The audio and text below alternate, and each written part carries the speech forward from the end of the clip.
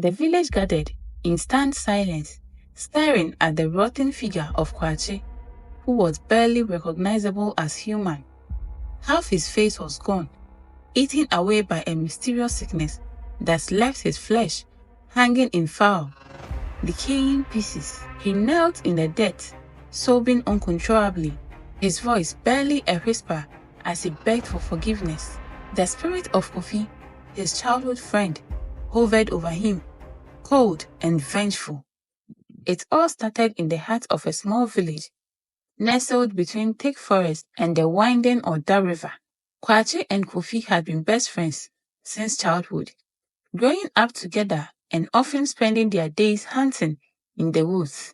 On one fateful afternoon, Kwachi, trying to impress his friend with his aim, accidentally shot Kofi in the chest.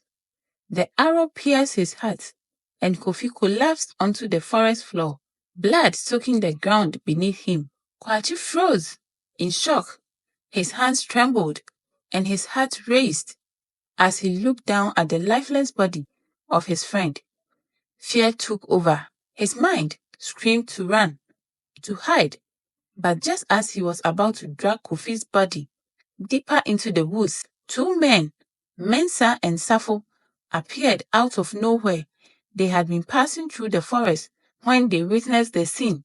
Kwachi's eyes met theirs. Mensa, a cunning and calculating man, instantly realized the power he held over Kwachi. Safo, more raged and practical, knew this was an opportunity.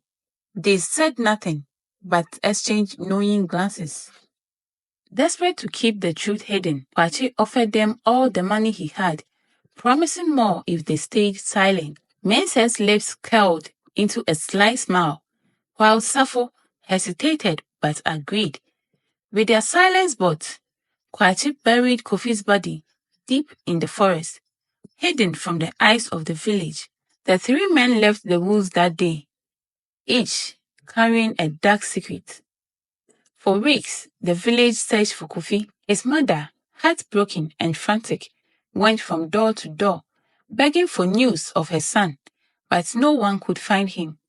The village eventually gave up, assuming Kofi had run off. But his mother refused to believe it. She knew something terrible had happened. Before she passed away from grief, she cursed those responsible, calling upon the god of thunder and rain to avenge his son. Years passed and Kwachi fled to the city, leaving Mensa and Safo behind in the village.